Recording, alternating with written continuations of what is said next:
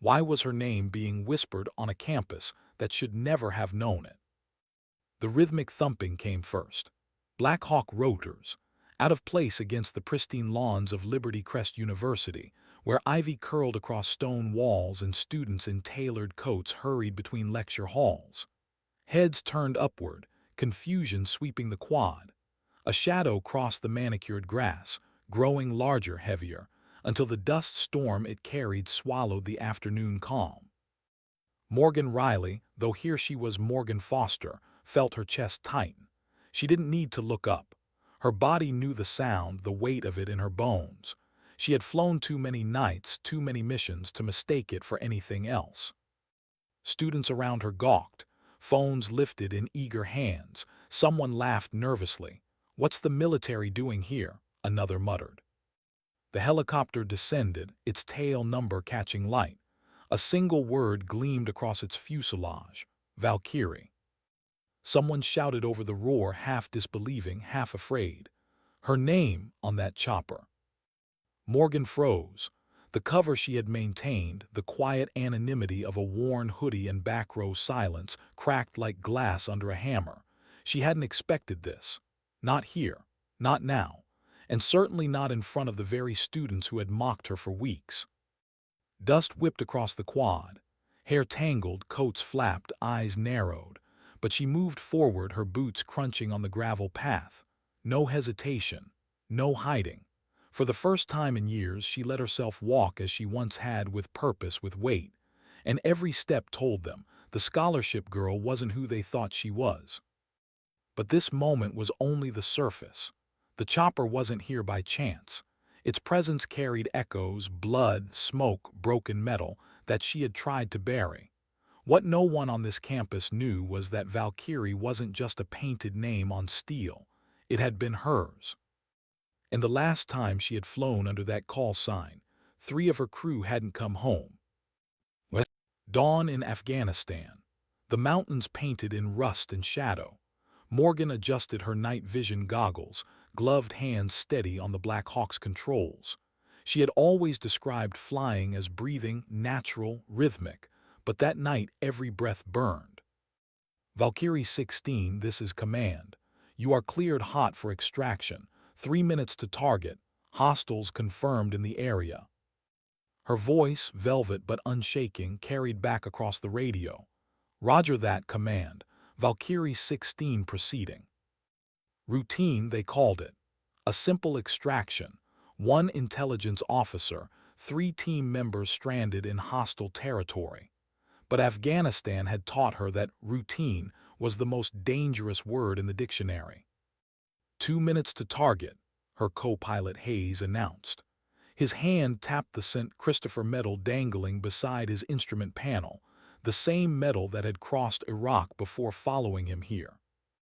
Morgan's grip tightened. She trusted Hayes, trusted her crew. Ramirez in the back, steady as stone. Chen beside him, young but sharp. They were more than colleagues, they were her family. Something's not right, she murmured as the clearing came into view. A patch of dirt surrounded by rocks, textbook perfect for an ambush. Her instincts screamed. Her gut rarely lied. No visual on friendlies, she radioed. Valkyrie 16, proceed as planned. Friendlies marking now. A flash of light from below the signal. Still, her shoulders stayed tense. She began descent. The rotors kicked dust in violent spirals. Movement, peripheral vision. A shimmer of metal on the ridge. RPG. Hayes's shout collided with the explosion. She banked hard, muscles burning against the weight of the bird. The missile screamed past, missing the rotor by inches.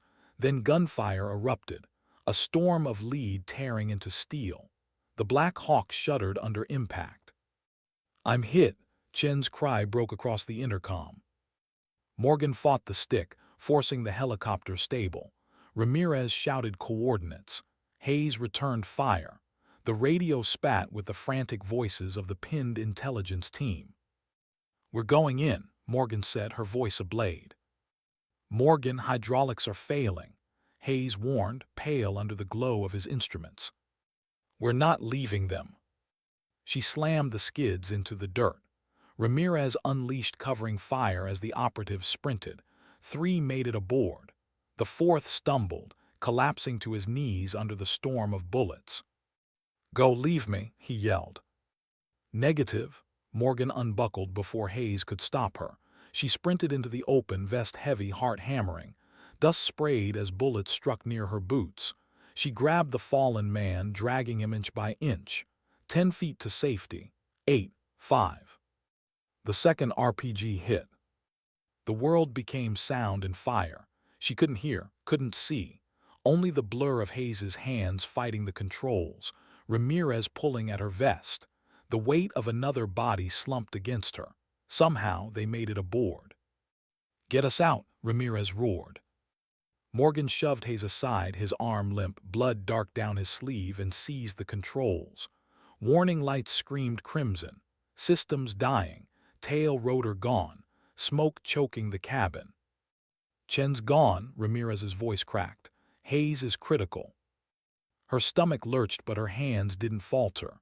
The Black Hawk was breaking beneath her, yet she nursed it, coaxed it, forcing it forward away from the kill zone. Not flying, surviving. The landing was a crash disguised as control. Skids skidding across rock until the bird collapsed on its side. They tore the doors open, dragging bodies out. She pressed her hands to Hayes's wound, whispering words she didn't believe, holding on until his hand went slack. By the time rescue arrived, 3 of her men were gone. She stood in smoke, the broken shell of Valkyrie behind her, and made a vow, one she thought unshakable. She would never fly again. What? Years later, the vow still echoed. Yet here she was, on a campus far from war, her name carried by a helicopter circling overhead. The students who had dismissed her, the quiet scholarship girl in thrift store boots, stared now with dawning comprehension. Some with awe, others with fear. Cassandra Whittington among them, her manicured hand frozen on the strap of her designer bag. The daughter of a defense empire, watching the very ghost she and her friends had mocked stride toward a bird that bore her call sign. What none of them knew was that Morgan had come here for a reason. Not to relive war, but to uncover why her crew had died, why her helicopter had failed, why the truth had been buried beneath reports stamped classified. And the name Whittington, engraved on buildings across this campus, was already etched deep into that truth. But for now, in the storm of rotor wash and disbelief, none of that mattered. All they saw was a woman stepping into the dust, walking toward a chopper she had sworn never to touch again. And all Morgan felt was the war she had tried to escape, rushing back in with every beat of the blades. What? She didn't sleep that night. Instead, she sat in her small apartment, lights off, shadows stretching across bare walls.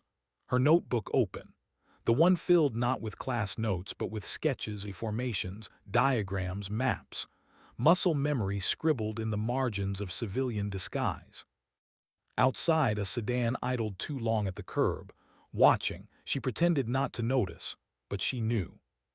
And she knew the game was shifting. The whispers on campus, the helicopter in daylight, the name on steel, it was all converging. Her vow was breaking. The soldier she had buried was being called back.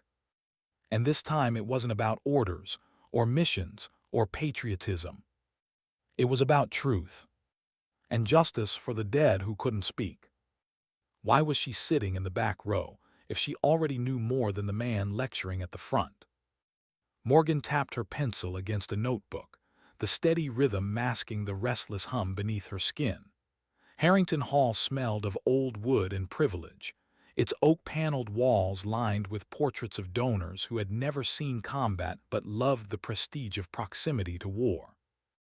Professor William Harrison paced with the flair of a man who had never been ignored in his life. Silver hair, tailored suit, voice rising and falling with rehearsed authority. "Leadership during crisis," he proclaimed, "is about projecting authority. People must believe you can lead before they accept your orders." Morgan almost smiled. Believe. He spoke as though the battlefield were a boardroom, as if terrified soldiers trapped under fire cared about posture or tone. She shaded the margin of her notebook with quick strokes, unconsciously sketching the diamond formation she had once flown to protect convoys in Kandahar. "Miss Foster," Harrison's voice cut across the room, sharp enough to slice the quiet. Every head turned. 50 pairs of eyes landed on her. "You seem unconcerned with appearances," he said.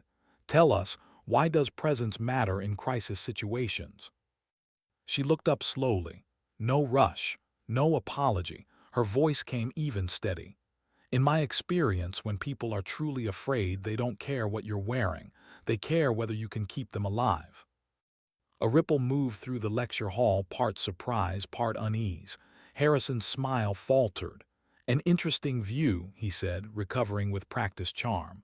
"Though simplistic, initial impressions determine whether people listen at first," Morgan finished for him. "But real authority is earned by competence, not clothes." Gasps, murmurs. Some students leaned forward with fascination, others with disdain. Harrison's jaw tightened, but before he could press further, the door opened. 3 late arrivals swept in like they owned the place, and in a way, they did. Cassandra Whittington led the trio, her blonde hair styled to perfection, sweater soft enough to cost someone else's rent. Tyler Brooks and Megan Reynolds followed, son of a senator and daughter of an ambassador, flanking her like satellites orbiting a sun. "Apologies," Cassandra said brightly. "Father had a board meeting about new Pentagon contracts." The professor's irritation melted into admiration. "Always a pleasure, Miss Whittington." Morgan's gaze lowered. She learned to spot hierarchies instantly. In the military, it meant survival. Here, it meant knowing who wielded invisible knives. Cassandra's eyes swept the room and paused, just long enough, on Morgan. Curiosity or threat? What? After class, Morgan packed her notebook with military precision, slipping out before the clusters of students could block her path. She nearly made it to the door when Cassandra's voice followed. "You, the quiet one." Morgan turned. Cassandra approached, smile bright but too sharp. Tyler and Megan flanked her, curious, appraising. "I don't think we've met," Cassandra said, extending a manicured hand. "Cassandra Whittington. My father runs Whittington Defense." The name struck Morgan like a blow she didn't show. Whittington, the same company whose equipment modifications she suspected had doomed her crew. The same empire she had been quietly investigating for years. "Morgan Foster," she said evenly, shaking the hand. "Foster," Cassandra repeated, tasting the syllables. "Are you local or scholarship?" The implication cut clear. "You don't belong here." "I'm here to learn," Morgan answered simply. Cassandra laughed lightly. How refreshingly honest. "Most of us are here to network." Morgan's eyes flicked between them, recognizing the formation instantly. Leader, enforcers, predators in tailored clothing. She excused herself with a nod. She had survived worse packs than this. But Cassandra wasn't finished. Her gaze followed Morgan out of the hall, narrowing. What? That night in her apartment, the mask dropped. Morgan sat cross-legged on the floor, laptop balanced on her knees.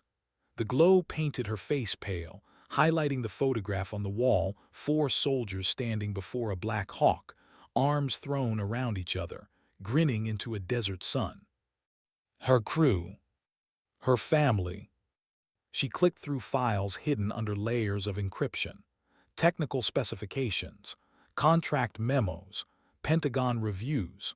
For 4 years, she had followed the thread, piecing together what had really gone wrong that night. It hadn't been just enemy fire. The hydraulics had failed in ways that didn't line up with impact points. The post-mission report had stamped combat damage and closed the case, but Morgan knew better, and the deeper she dug, the clearer the shape of it became: Whittington Defense. She opened the latest document, a technical memo from a chief engineer to Charles Whittington himself. Project Achilles modifications to hydraulic couplings, Cost savings 23%, potential degradation under extreme conditions, but still within acceptable parameters. Her throat tightened. Unacceptable parameters. Soldiers' lives measured against balance sheets. And scrawled at the bottom in handwriting, proceed. Pentagon contract secured. Her phone buzzed. Unknown number. Still watching the skis, Valkyrie. Morgan's blood went cold. Her call sign. No one at Liberty Crest should know it. Only a handful of people from her past. Another text followed. Samuel Wilson, Campus Security. Served with Colonel James Miller, 160th SOAR. He said you might need a friend. Her chest eased just slightly. Colonel Miller, her mentor, the man who taught her to fly. If he trusted Wilson, she could too. Meet tomorrow. Veterans Cafe 700. Roger that, Captain. She shut down the laptop, securing it back under the loose floorboard. But she didn't go to bed. She went to the window instead, peering past the blinds. A sedan sat across the street, engine quiet, body too polished for this neighborhood. Watching. The question wasn't if they were here for her. It was who had sent them. Veterans Cafe smelled of burnt coffee and memory. Its walls were lined with faded flags, medals behind glass, photographs from war students in Liberty Crest would never think about. Morgan chose a corner table with sightlines on every exit. Black coffee, untouched, she waited. At 7:05, a tall man entered in a Liberty Crest security uniform. His shoulders stooped slightly with age, but his eyes scanned the room like radar. He approached, nodding. "Captain Riley," he said quietly, "or is it Foster now?" "Foster," she replied, "you're punctual." Old habits. He sat carefully, his movements betraying old injuries. Master Sergeant Wilson, retired, 5th Special Forces Group, Desert Storm. Colonel Miller. Alive, grumpy, knee worse than his back, still calls you the best damn pilot he ever saw. Morgan allowed herself the faintest smile. Wilson leaned in. "He asked me to watch your back, said you were investigating something sensitive." She kept her voice even. "Did he say what?" "He didn't have to. I worked security at Whittington Defense after I got out. Saw enough to know they cut corners. What I don't understand, why are you doing this alone? There are channels, military justice, FBI. I tried those first." Her jaw set. "Every door closed, too many friends in too many places." Wilson nodded grimly. "Then you built a new identity, enrolled here, right under Whittington's nose, brave or foolish." "I need access," she said simply. "Files, connections, evidence." He studied her. Then, after a long pause, "There's something you should know. Harrison isn't just a professor. He used to be a DoD advisor. Procurement contracts. Him and Charles Whittington go back 30 years. The pieces clicked in Morgan's mind. Harrison wasn't teaching theory. He was protecting empire. "There's more," Wilson added. "I heard whispers about something called Project Achilles, special clearance, eyes only." Morgan's pulse quickened. He had said the word aloud. "You're sure?" "Positive." She leaned back, controlling her expression. "Can you get me into Harrison's office?" Wilson snorted. "I'm a 72-year-old guard, not James Bond, but old men get ignored, and ignored gets you places." He slid a card across the table. On the back, one handwritten line, "Watch for the ghost of Squadron 45. Her old unit, her old ghosts." She pocketed the card. And for the first time in years, she felt the stirrings of something she had tried to bury. The mission mindset. The one that told her the war wasn't done with her yet. Why had Harrison, of all professors, paired her with Cassandra Whittington? The Thursday lecture droned on. Institutional responses to external threats, charts, theories, case studies. Morgan's pencil moved across her notebook, but her attention wasn't on the words. She was mapping possibilities, calculating outcomes. Harrison thought he was clever, but she knew when someone was setting a stage. Cassandra entered late as always, Megan and Tyler flanking her. Their practiced disruption drew glances, murmurs. But today, Cassandra's gaze didn't dismiss Morgan. It studied her, like a predator taking new measure of prey.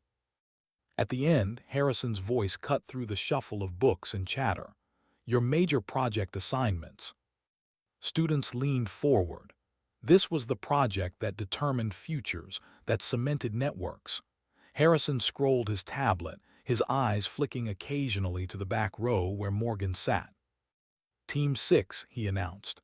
Cassandra Whittington, Tyler Brooks, Megan Reynolds, a pause, and Morgan Foster. The room stilled. A ripple of curiosity, even amusement, spread.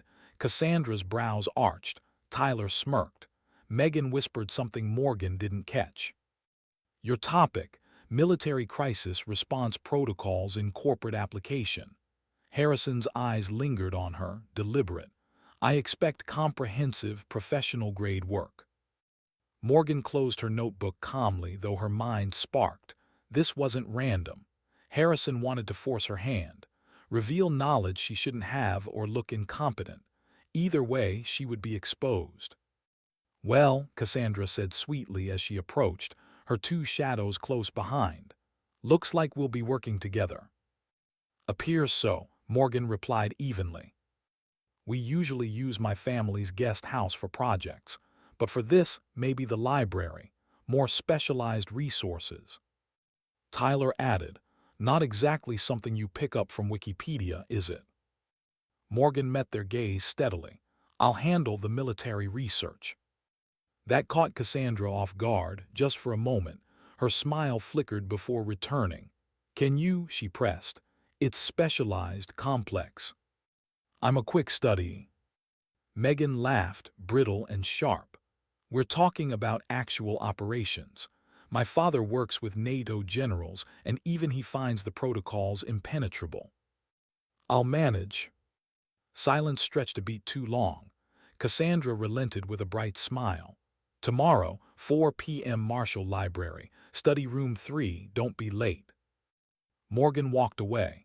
Their whispers followed her, but she ignored them. She'd faced worse interrogations under fire. Still, she knew the trap was set. The next day, Marshall Library's private rooms gleamed like glass cages, designed for exclusivity. Morgan arrived 5 minutes early, her backpack worn but organized, her clothes deliberately plainer than usual. She knew appearances mattered here, not to prove worth, but to bait arrogance. Inside, Cassandra sat at the head of the table, her sweater expensive, her posture practiced authority. Tyler and Megan lounged beside her, laptops open to social feeds instead of research. You're early, Cassandra observed, her tone making it sound like a mistake. On time, Morgan corrected, sliding into the opposite chair. Tyler smirked. In Cassandra's world, that's practically rude. Morgan unpacked with silent precision, books on military history laid out neatly. Megan leaned forward, curiosity and condescension entwined. So, Foster, what exactly is your background? You never talk about yourself. Not much to tell, Morgan said evenly. Shall we focus on the project? But that's exactly what we're doing, Cassandra replied smoothly. Understanding team strengths is crucial. Morgan kept her gaze on the notes. I bring research and analysis. And where did you learn crisis command structures? Tyler pressed. Family, Call of Duty marathons. Morgan flipped open a book, pushing it across the table. Case studies. The military's been managing crises longer than corporations have existed. Their protocols are documented, applicable. Cassandra skimmed the page with disdain. Case studies are fine, but we need insider perspective. Luckily, my father arranged for us to interview General Robert Matthews, former commander in Afghanistan, current Joint Chiefs advisor. Morgan's stomach tightened, though she didn't show it. Matthews, the man who had signed off on the report that cleared Whittington Defense after her crash. That should help, Morgan said calmly. Inside, her pulse raced. Cassandra's smile sharpened.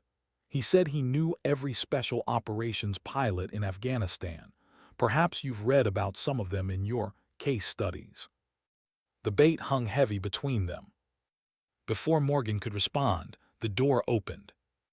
Samuel Wilson, security uniform, weathered face, neutral expression. "Just checking rooms," he said politely. "Everything in order." "Yes," Cassandra said curtly. "Reserved until 6.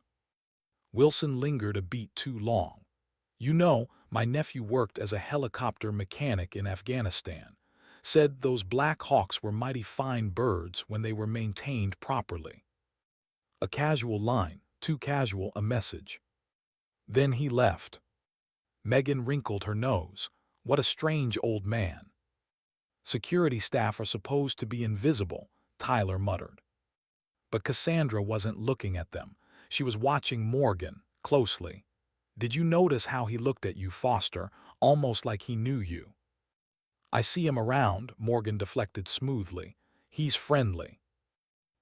Cassandra tapped her manicured fingers against the table, rhythm calculated. "Well then, since you're so eager about the military section, prepare a full outline of command structures. Comprehensive. General Matthews has high standards." Morgan nodded once. "I can do that."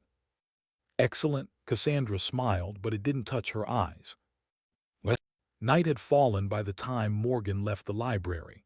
She took a winding path across campus, slipping into shadows, testing for tails. The sedan she'd seen outside her apartment idled near the science building now, headlights off. Watching. Her phone buzzed.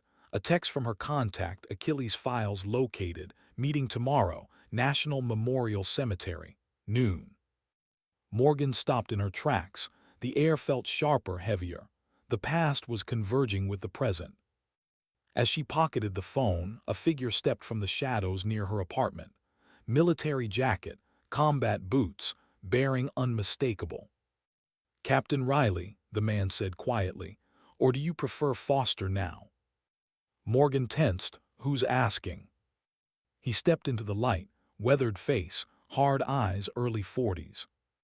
"Lieutenant Colonel John Parker, Special Operations Command. We need to talk." Her stance didn't shift. "I'm not military anymore." "Doesn't matter, it's not what you're looking for, it's what's looking for you." He glanced down the street. "Not here, your apartment's compromised. Not just Whittington's people, others." "Why should I trust you?" Parker handed her an envelope, sealed, plain. "Colonel Miller sent this, said to tell you Phoenix rises at dawn." Her breath caught. The code. The one she and Miller had used only for verified communication. She lowered her guard a fraction. "5 minutes," she said, "then you explain." They walked toward a late-night coffee shop. Morgan scanned the street. Another sedan had appeared, parked too neat. The surveillance was escalating. Someone wanted her to know she was hunted. Inside, the cafe was quiet, students buried in laptops, a faint hum of refrigerators. Morgan chose a table in the back, sightlines perfect, exits mapped. Parker sat opposite, his posture tense but trained. He checked his watch. In 72 hours, a team goes into Yemen, extraction mission. Parameters nearly identical to your last op in Afghanistan. Morgan's chest tightened, though her face betrayed nothing. "I'm not military," she repeated. "It became your concern when they assigned helicopters fitted with the same Achilles modifications that killed your crew." The words landed like a strike.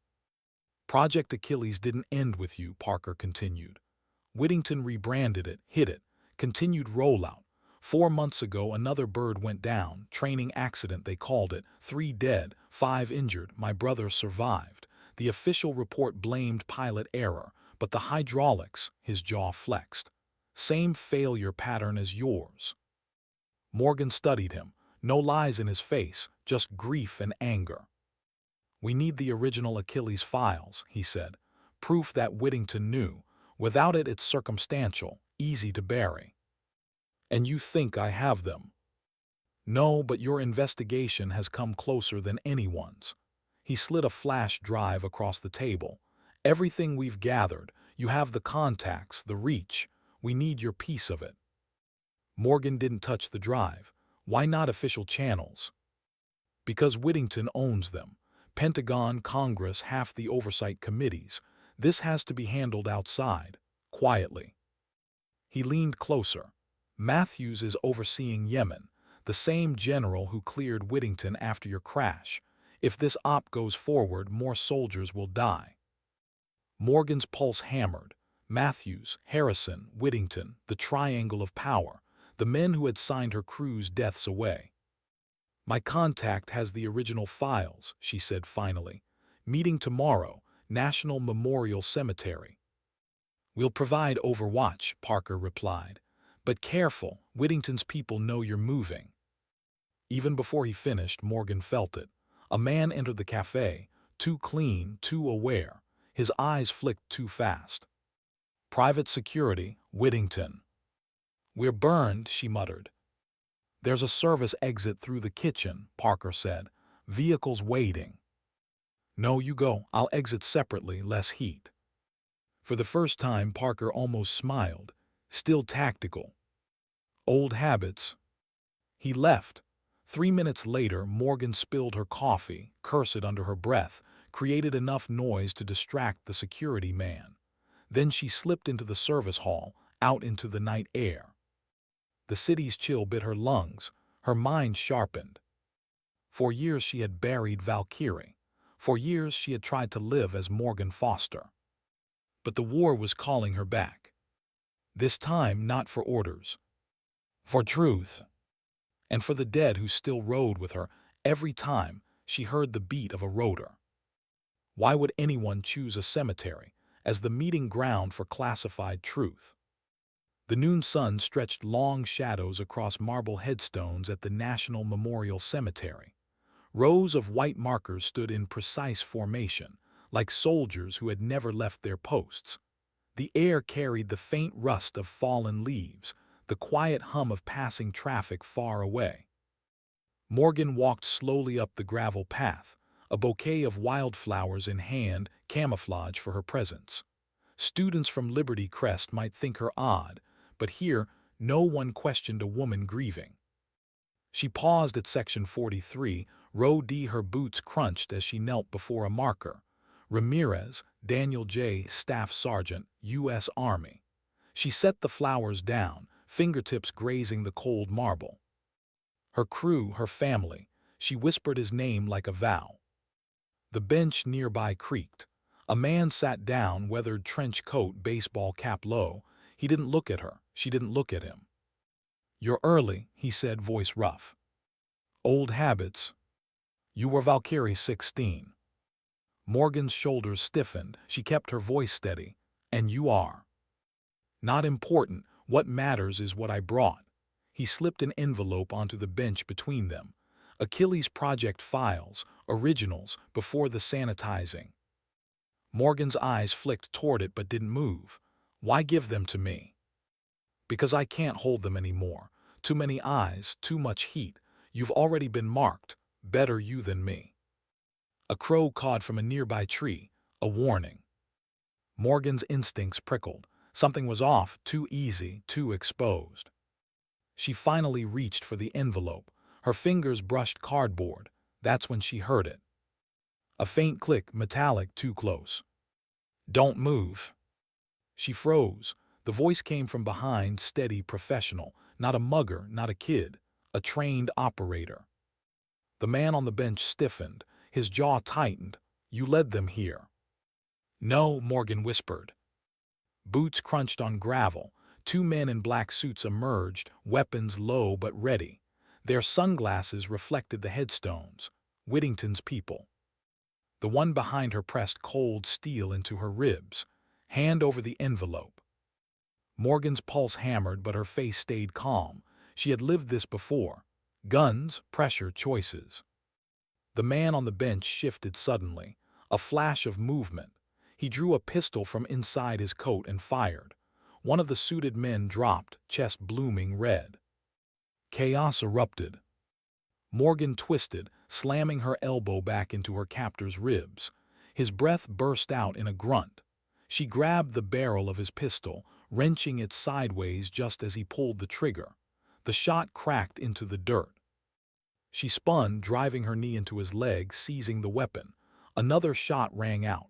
The second suit fell. The cemetery fell silent again, except for the echo of gunfire rolling over marble. Morgan turned. The man on the bench was slumped, hand pressed to his side. Blood seeped between his fingers. She crouched quickly, voice sharp. "Pressure, stay with me." He shook his head weakly. "Doesn't matter, they knew, they'll keep coming, just take it." He shoved the envelope into her hands, his breath ragged. "Expose them, or more will die." Morgan gritted her teeth. Her training screamed at her to stabilize him, to drag him to cover. But his eyes told her the truth. He wasn't making it out. Footsteps echoed from down the path, more incoming. She slipped the envelope into her jacket, then pressed his hand tighter against his wound. "I'll make it mean something." He managed a faint smile before his eyes dimmed. Morgan forced herself up, scanning. 3 more men in suits advancing fast, weapons drawn. No time. She sprinted through the rows of headstones, weaving, using marble for cover. Bullets cracked, stones splintered. She ducked behind a marker, chest heaving. Her phone buzzed. One word flashed on the screen: Overwatch. "Wilson." Seconds later, a rifle shot cracked from somewhere high. One of the suits dropped. Another followed. The third scrambled for cover. Morgan bolted toward the perimeter, lungs burning. At the fence line, a maintenance gate hung ajar. She slipped through, boots hitting pavement. A sedan screeched up. The passenger door swung open. "Get in." "Wilson." She dove inside. The car peeled out, gravel spitting. Bullets chased them, but the cemetery fell behind. Morgan pressed her back against the seat, clutching the envelope tight. "You good?" Wilson asked, eyes sharp on the road. She nodded once, still catching her breath. "He's dead." Wilson's jaw clenched. That's how they operate, eliminate loose ends. She opened the envelope with shaking hands. Inside, documents, schematics, memos, stamped with Whittington letterhead. Some pages yellowed with age, the smoking gun. But one page stopped her cold. A flight log, date circled in red, her mission, her Black Hawk, Valkyrie 16. Next to hydraulics coupling failure, a single note scrawled in pen, cost savings intact, losses acceptable. Her stomach turned. Her crew, Ramirez, Chen, Hayes, reduced to numbers in a margin. She slammed the folder shut, rage and grief twisting together. They knew. Wilson's grip tightened on the wheel. "Now you can prove it." But Morgan shook her head. "Not yet, not enough. This is evidence, but they'll bury it as counterfeit unless I tie it to Matthews. He signed the clearance. He approved the rollout." Wilson shot her a look. "Matthews is untouchable." "Then we touch him," Morgan said, voice low, steady. The car sped on. What? Night fell heavy. Morgan sat in her apartment, the documents spread across her floor like broken glass. Photographs of components, internal memos, procurement contracts. Her crew's faces stared from a framed photo nearby. She couldn't look at them without the weight crushing her chest. She reached for her notebook, wrote in sharp strokes, Matthews, Harrison, Whittington, Achilles. She circled the names, drew lines between them, connecting power and betrayal. Her phone buzzed again, a new message, no number. "We know what you took, you can't hide." Her eyes flicked to the window. The sedan sat outside again, headlights off, waiting. She closed the blinds, sat back, exhaled. Fear pressed at her ribs, but under it burned something hotter. Resolve. They had taken her crew, they had taken her vow, they had taken her peace. They would not take the truth. What? The next morning, Cassandra found her in the library. Alone, stacks of books around her. "You look tired," Cassandra said lightly. "Long night." Morgan met her gaze, expression unreadable. "Studying." "For our project, I hope," Cassandra leaned on the table, voice honeyed but edged. "General Matthews arrives next week. He'll expect us to be prepared, especially you." "Why me?" "Because you seem invested." Cassandra's smile sharpened, "almost like you've lived it." Morgan closed her book slowly. "I told you I study fast." Cassandra tilted her head, studying her the way a falcon studies prey from above. "We'll see." She walked away, heels clicking against the marble floor. Morgan's hand clenched into a fist under the table. Cassandra knew something. Maybe not everything, but enough to be dangerous. And Matthews, her mission, her ghosts, was coming here. Time was running out. "What?" That night Parker called. His voice was tense, clipped. "We reviewed the cemetery footage. You've got less time than you think. Whittington's private teams are moving assets. Matthews accelerated the Yemen timeline. They deploy in 48 hours. Morgan's throat tightened. 48 hours until another crew went up in a bird set to fail. "You have to testify," Parker urged. "Go public, leak the files." "Not yet," Morgan said. "If I go public now, they'll discredit me. A bitter veteran, a disgraced pilot. They'll say I fabricated everything. I need Matthews on record. I need Cassandra's father tied to this." "And how do you plan to get that?" Morgan stared at the papers spread before her, at the chain of names leading to the center. "I get closer," she whispered. "Closer to Cassandra, closer to Harrison, closer to Matthews." The silence stretched. Then Parker said softly, "You're walking into fire again." "I never left it." She ended the call. The night hummed with silence. Outside, the sedan still waited, watching. Morgan didn't sleep. She sat at the window, the envelope clutched in her lap, her crew's faces staring from the frame beside her. And for the first time, she didn't feel only grief. She felt something sharper. A soldier waking. Why would a general with stars on his shoulders bother walking into a lecture hall full of students? The day of his arrival, Liberty Crest University was unrecognizable. Security checkpoints dotted the campus. Black SUVs idled along manicured drives. Uniformed guards stood at every entrance, earpieces glinting. For once, students who usually lounged carefree looked nervous, whispering about clearance levels and VIP protocols. Morgan walked among them, her hood up, hands shoved in her jacket pockets, but inside her pulse hammered. General Robert Matthews, the man who had signed off on her crew's deaths without blinking, the man whose name had become shorthand for betrayal in her notebooks, now he was coming here. The university sold it as prestige, a guest lecture from a decorated leader, photographs for donors. Cassandra, of course, had her fingerprints all over the event. Her father's company was sponsoring Matthews' appearance. Morgan found herself in the front row of the hall, not by choice but by Cassandra's design.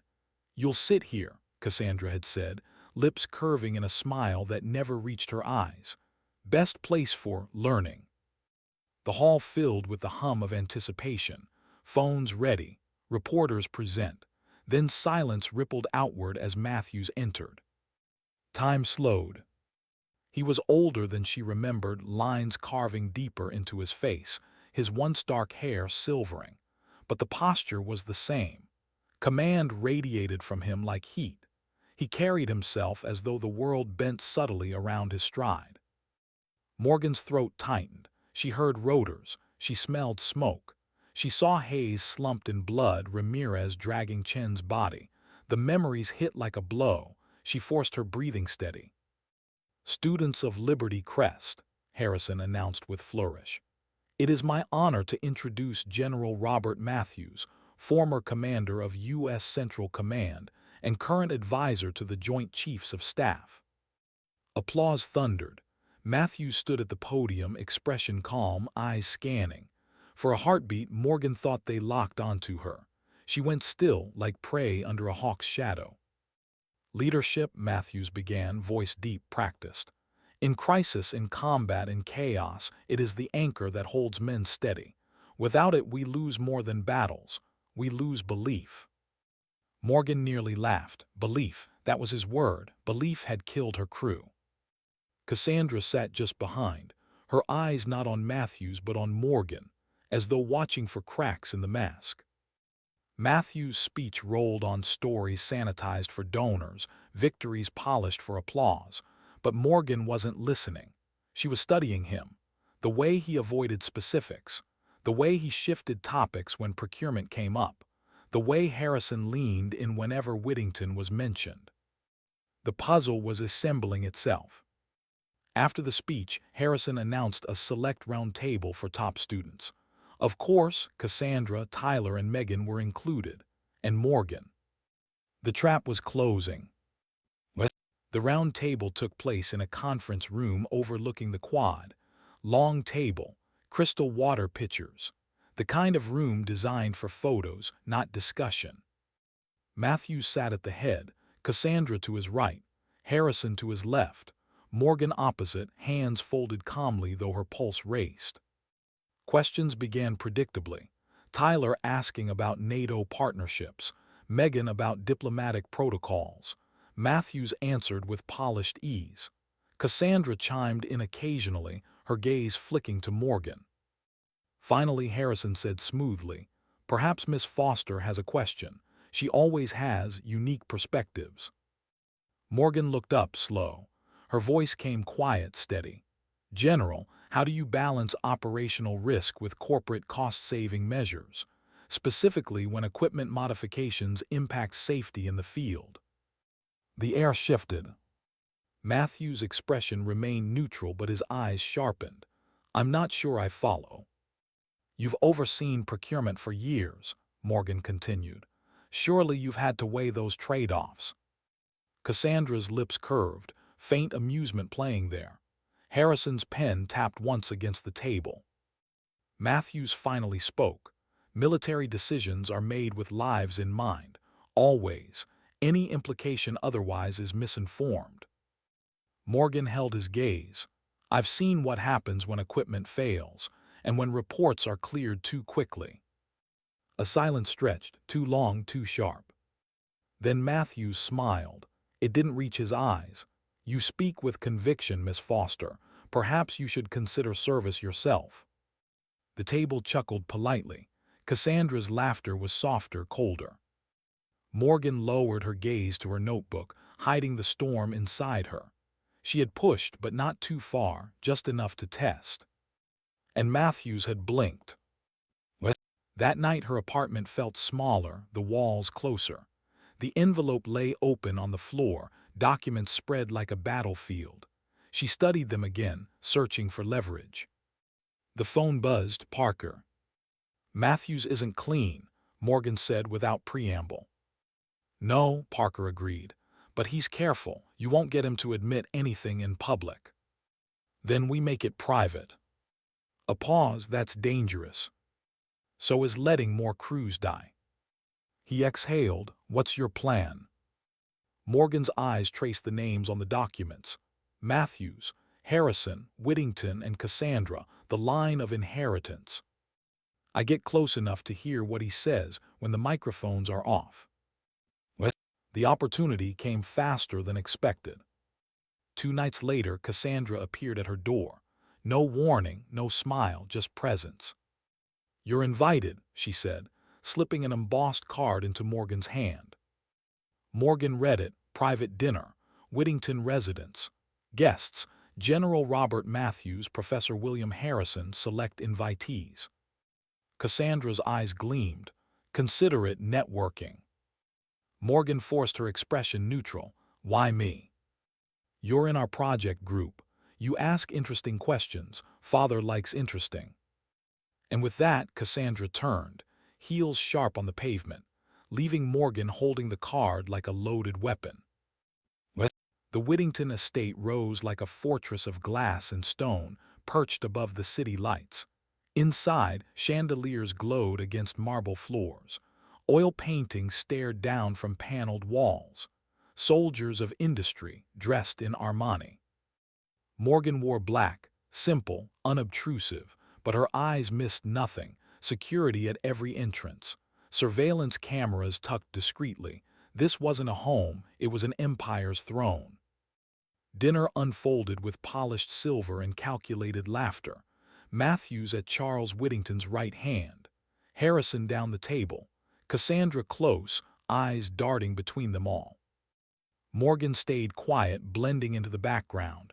She listened, to the coded words, to the careful pauses.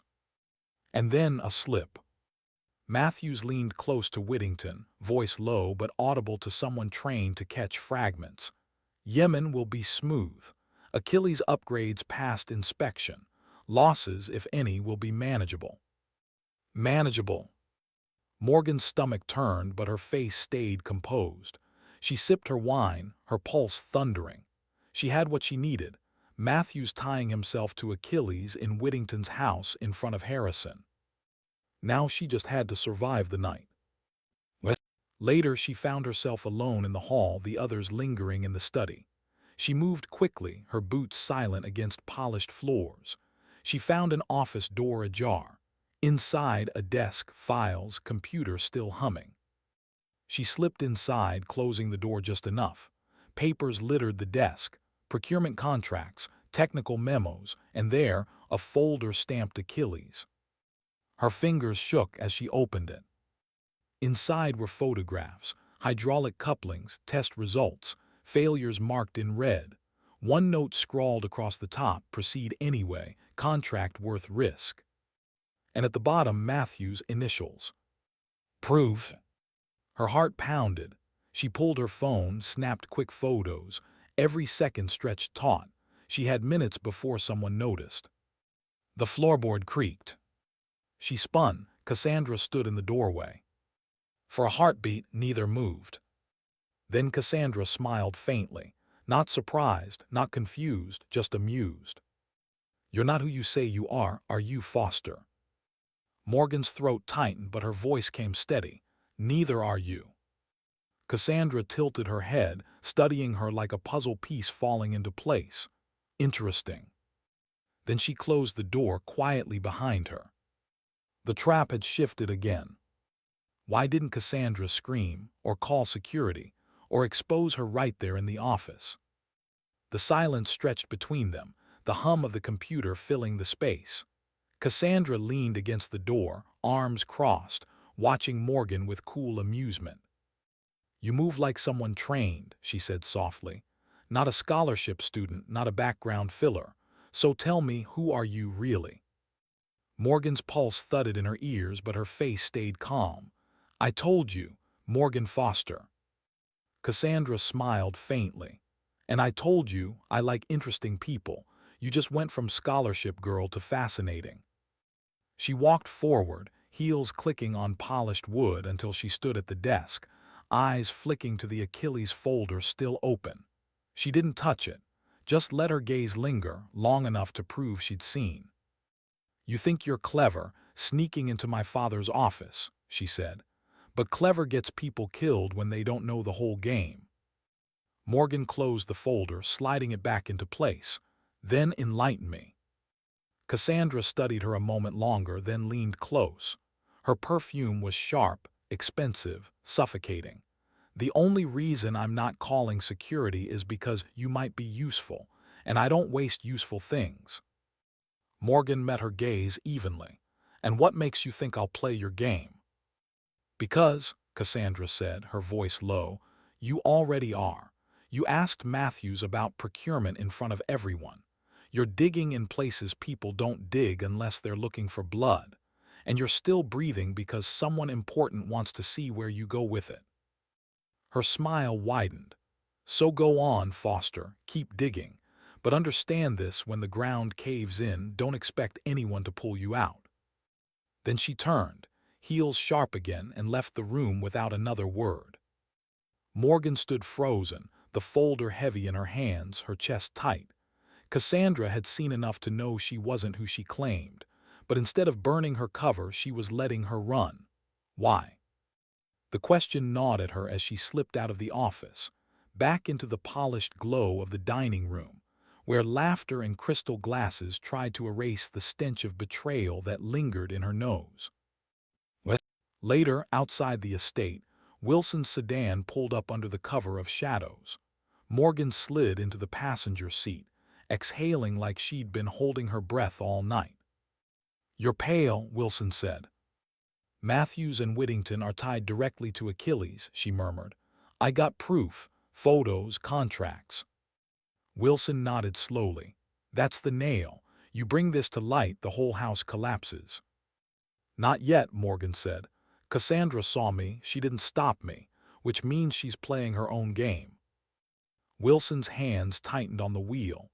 "That girl's dangerous. Her father built an empire teaching her that trust is weakness. Don't let curiosity blind you." "I won't," Morgan said, though doubt flickered in her chest. He glanced at her, and Yemen. The word hit like a strike. 48 hours, Morgan said. "If Matthews pushes it through with Achilles' birds, more crews won't come home." Wilson's jaw set. "So we stop it." Morgan stared out the window, city lights blurring past. Stopping it wasn't that simple. Yemen was sanctioned, greenlit, armed. She couldn't storm the Pentagon. She couldn't walk into Joint Chiefs meetings. But she could expose them. She could bleed the truth where it mattered most. The question was whether she'd live long enough to do it. What? The next day, Parker called. His voice was low, tense. "You stirred something last night. My sources say Whittington's people tightened security. Matthews canceled 3 public appearances. They know someone's inside their circle." "Then they'll come for me," Morgan said quietly. "Already are," Parker replied. "A surveillance team tailed you from the estate. We cut them loose, but they'll be back. You've got to disappear until we move on Yemen." "I'm not disappearing," Morgan said flatly. "You think you can take them head on." "I don't need to take them head on. I just need them to make a mistake." Silence stretched. Then Parker said softly, "You sound like Valkyrie again." Her throat tightened. The name was both wound and armor. "What?" Back on campus, Cassandra cornered her after class. No entourage this time, just her. "You really are full of surprises," Cassandra said, her voice light, eyes sharp. "Most people flinch around Matthews. You poke him with sticks." Morgan packed her notebook calmly. "Maybe I don't like untouchable men."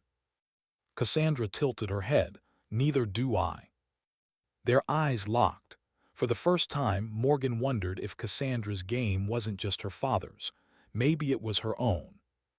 "You'll come with me tonight," Cassandra said, not a question. "To where?" "You'll see." And just like that, she was gone again. What? That night, Morgan followed Cassandra to the city's edge. A warehouse district, silent under flickering street lamps. Cassandra drove sleek and silent, her car cutting through the dark. Inside one of the warehouses, a gathering hummed. Men in suits, women in sharp dresses, not Whittington's public allies but shadow players, contractors, lobbyists, arms dealers, the underbelly of polished empire. Cassandra moved through them like royalty, Morgan trailing, blending into shadows. At the center stood Charles Whittington himself, Matthews at his side. Their voices carried. "Yemen will proceed," Whittington said firmly. "The contract is sealed. The birds are already staged. Any dissent will be buried." Matthews nodded once. "Losses will be regrettable, but tolerable." "Tolerable." Morgan's fists clenched. Her crew's names burned in her mind. Ramirez, Chen, Hayes, tolerable losses. Cassandra glanced back at her, eyes unreadable. Did she know Morgan was memorizing every word? Did she care? Later, as the gathering broke apart, Cassandra appeared at Morgan's side. "You see now," she murmured. "This isn't about patriotism or leadership or anything noble. It's about contracts, numbers, margins." Morgan's voice came low. "And lives." Cassandra studied her, then said softly, "Maybe you and I aren't so different after all." Morgan almost laughed. "You've never lost a crew." "No," Cassandra said, her smile brittle. "But I've lost plenty, just not the way you did." The words hung between them, sharp with implication. Then footsteps approached. Matthews. His eyes landed on Morgan, lingering too long. "You," he said, voice measured. "You're Cassandra's partner on this project." Morgan straightened. "Yes, General."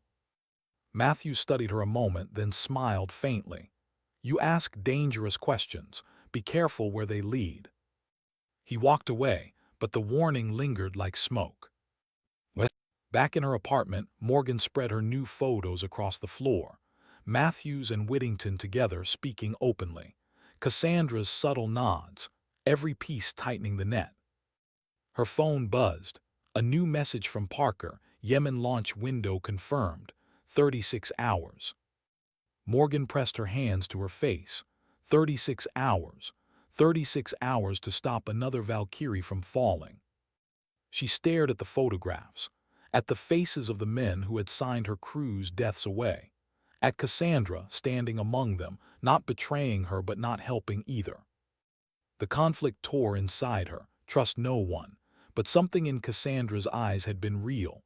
A crack, a fracture, maybe even a choice. Morgan whispered to the empty room, to the ghosts who never left her. "What if she's the key?" The silence answered, and the clock ticked down. Why was the sound of rotors suddenly unbearable when she wasn't even in the air? Morgan sat in the veterans' cafe, eyes locked on the muted television above the counter. A news anchor's lips moved beneath the scrolling banner. U.S. Special Operations launches Yemen extraction mission. It was happening now. She gripped her coffee cup so tightly it cracked, hot liquid searing her fingers. She barely flinched. 36 hours had collapsed into none. Matthews had accelerated the timeline just as Parker feared. She stood, leaving the coffee untouched, and pushed out into the cold air. Her phone buzzed. Parker's voice was sharp, low. They launched early, no warning. 3 Black Hawks staged out of Djibouti, Achilles modified, same couplings. Morgan's pulse hammered. How long before they're in contact? 2 hours, maybe less. That's not enough time to stop them. Then we make time, Parker snapped. Do you have the evidence? I have enough to tie Matthews and Whittington, but not public yet. If I go now, they bury me. You don't go public, you go higher. Morgan frowned. What do you mean? Direct line to oversight. Someone outside Whittington's pocket. Senator Elaine Harper, Defense Committee. She's clean. If you put this in her hands, she can pull the plug mid-operation. It'll blow up careers, but it'll save lives. Morgan's breath caught. Where is she? She's flying in tonight. Fundraiser at Liberty Crest, your campus. You've got one shot. Her chest tightened. The clock ticked louder in her ears. What? The fundraiser glittered like theater. Chandeliers. Champagne. Students posing for photos with donors they barely knew. Morgan moved through the crowd in plain black, anonymous among sequins and tuxedos. She spotted Harper instantly, short hair, sharp suit, surrounded by aides. A woman who radiated authority without needing to perform it. Morgan started forward, envelope in hand, when a hand brushed her arm. Cassandra. Careful, Cassandra whispered. Her dress shimmered under the lights, her smile perfect for the cameras. You walk to her now, and every one of my father's men sees you. Morgan clenched her jaw. I don't have time. You don't have a choice, Cassandra countered. Security is layered. You'll never make it through without someone stopping you. Unless. She let the word hang.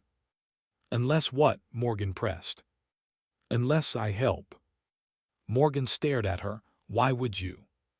Cassandra's smile faltered, just for a heartbeat. Because maybe I'm tired of watching old men treat lives like chips on a table. The words burned with something raw, almost real.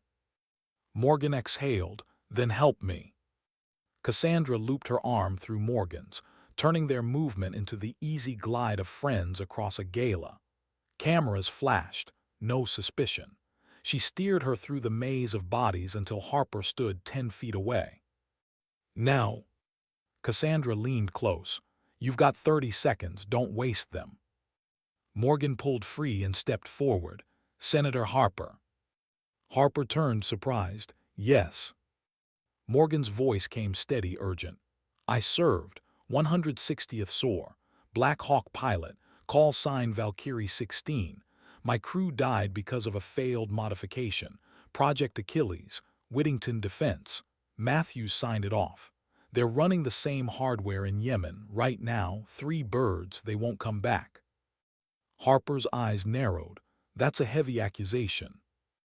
Morgan thrust the photos into her hands. "It's not an accusation, it's proof." Harper's aide reached for the folder, but Harper held it back, flipping pages quickly. Her face hardened. "You realize what this means?" Morgan nodded. "It means you can still stop it. Call command. Ground them before more names are carved in stone." Harper studied her, measuring truth against risk. Finally, she snapped her fingers. "Get me a secure line." Her aide scrambled. Within minutes, Harper was on the phone, voice sharp, commanding. "This is Senator Harper, Armed Services. I am ordering immediate suspension of Operation Iron Dagger until further review of airframe safety." "Yes, you heard me. Suspend. That's an order." Morgan stood frozen, every nerve on fire. The words echoed in her chest. Suspend. Immediate. But Harper's face shifted as she listened. Her eyes cut to Morgan. "They're refusing," she whispered. "Matthews is on the ground in Djibouti. He's overriding. He says the birds are already inbound, too late." The floor dropped out of Morgan's chest. "Too late." What? She burst from the fundraiser into the night air, lungs burning. Cassandra followed, heels clicking on stone. "You tried," Cassandra said softly. "Not enough," Morgan snapped. "They're still flying, and they'll crash just like mine." Cassandra caught her arm. "Then stop waiting for others to fix it. You were Valkyrie, weren't you? You think I don't know what that means? You can't just bury that and hope someone else saves the day." Morgan tore free, eyes burning. "3 men died under my command. You think I want to live that again?" "Then don't," Cassandra shot back. "Make sure no one else does." The words hit hard. Not from arrogance this time, from something sharper, maybe even truth. Morgan's phone buzzed. Parker again. "They're under fire," he said grimly. "One bird's already down hard. No fatalities yet, but it's ugly. If you've got anything left, now's the time." Morgan's voice cracked. "What do you expect me to do from here?" "Valkyrie," Parker said, his voice low, steady. "You were born for this. Get airborne." Her knees nearly buckled. Airborne. The word was a wound, a vow broken. But as she stared at the city skyline, at the empty black above, she knew he was right. If she didn't, more names would join Ramirez, Chen, and Hayes. She whispered to herself, to the ghosts who never left. Then one more flight. What? The airfield outside the city buzzed with faint activity. National Guard, contractors, skeleton crews. Wilson met her at the gate, his badge flashing, his face pale.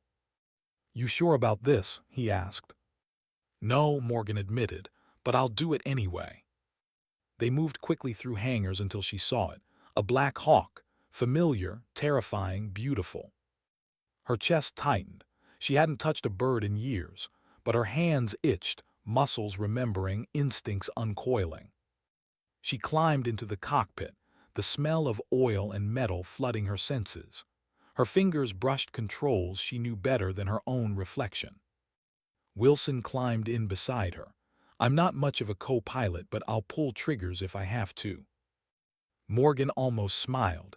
"Just don't puke on my floor." The rotors whined to life. The air shook. She closed her eyes for a moment, whispering names: Ramirez, Chen, Hayes. Then she opened them. "Valkyrie 16, she said quietly, lifting off. The bird rose into the night, blades cutting the dark. The war she thought she had buried roared back with every beat. And ahead, across ocean and desert, 3 Black Hawks flew toward death. She was going to stop it. Or die trying. How many ghosts could ride with her before the cockpit became too heavy to lift? The Black Hawk shuddered as it cut through night sky, city lights fading beneath. Morgan's hands gripped the cyclic and collective, steady but trembling inside. Every vibration ran through her bones, pulling memories she had locked away. Hayes laughing in the seat beside her. Ramirez calling out coordinates.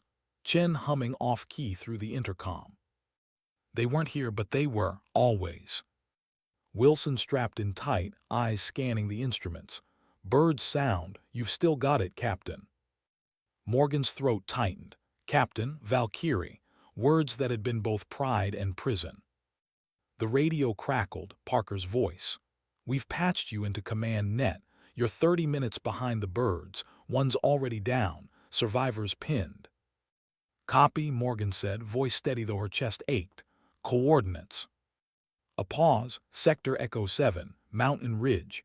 Hostiles converging, Achilles systems failing across the board. Morgan's stomach turned. The same failure, the same signatures, history repeating in blood. Roger, she said. Her hand adjusted instinctively, coaxing more speed, though every mile closer brought her deeper into a war she hadn't chosen. Wilson glanced at her. You don't have to do this. I do, she whispered, because no one else will. What? The desert stretched below, jagged ridges, rivers of shadow. Then faintly she saw them. Two Black Hawks still aloft, their movements erratic, one trailing smoke. Below, a crash site glowed faint with fire. Figures scattered, pinned by muzzle flashes from the ridge. Her pulse hammered. The scene was too familiar. She had lived this once, lost everything once. Not again. Valkyrie 16, this is Guardian 2-1, do you copy? A frantic voice crackled. Morgan's throat caught, but she pressed the mic. Guardian 2-1, Valkyrie 16 copies. Hold position. We're inbound. Silence, then disbelief. Say again, Valkyrie 16. That's impossible. No time for history, Morgan cut in. Mark your position with IR strobe. A faint light blinked below, barely visible through smoke. She banked hard, rotors screaming, the bird answering her like an old partner, the kind of partner who remembered every scar. Gunfire tore upward, tracers slicing the dark. Wilson returned fire, rounds flashing from the door gun. Multiple contacts, ridge line northeast. I see them. Morgan dropped altitude, skimming the ridge, rotor wash scattering dust and debris. She rolled the bird sideways, giving Wilson clean angles. His fire cut into enemy positions, buying seconds. Guardian 2-1, move your wounded. Now, she barked. Figures scrambled, dragging bodies toward open ground. Every second was borrowed, every heartbeat stolen. Morgan landed hard, skids grinding rock. Wilson kept firing, covering the survivors as they stumbled aboard. Blood-streaked uniforms, faces pale with shock. Birds heavy, Wilson shouted. Then we lift heavy, Morgan growled. She pulled the collective. The Black Hawk groaned but rose, blades chopping through smoke. Gunfire slammed the fuselage.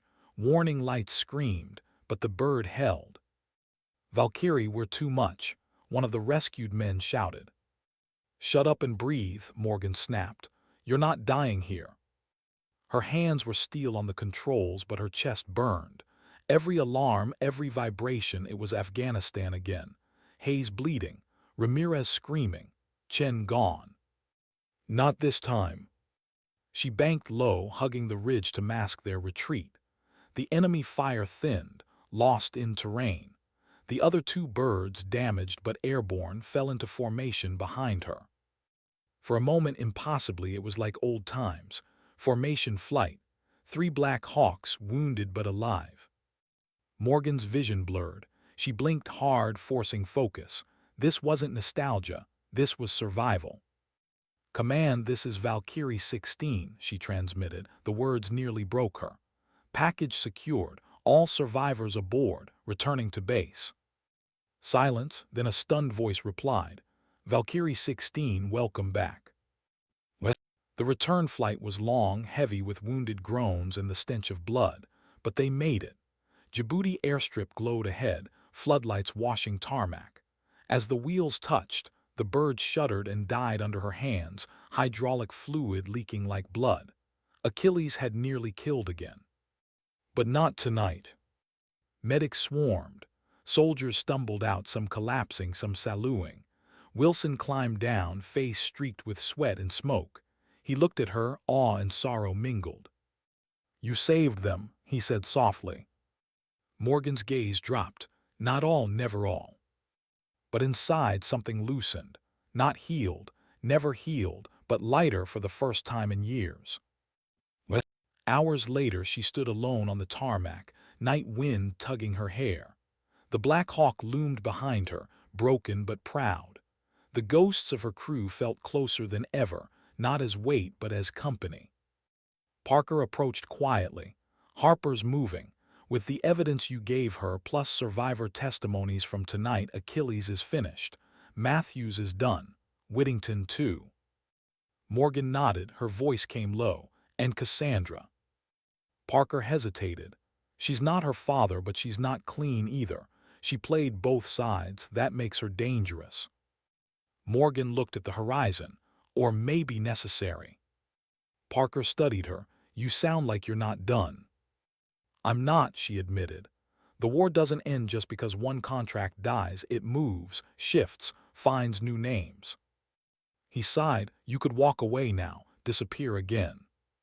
She turned, her silhouette framed against the hulking bird. "I tried that once. The ghosts followed anyway." Her voice softened. "Better to walk with them than hide." Parker said nothing more. He just nodded, quietly respecting a decision only she could make. Weeks later, Liberty Crest whispered rumors. The quiet scholarship girl had vanished. No one knew where she'd gone. Cassandra said little, though sometimes her gaze drifted toward the sky as if listening for rotors. And in another corner of the world, a Black Hawk lifted again, its call sign whispered through static. Valkyrie 16. Not a ghost anymore. A survivor, a witness. And a reckoning for those who thought lives were expendable. Sometimes dignity doesn't speak. It simply acts.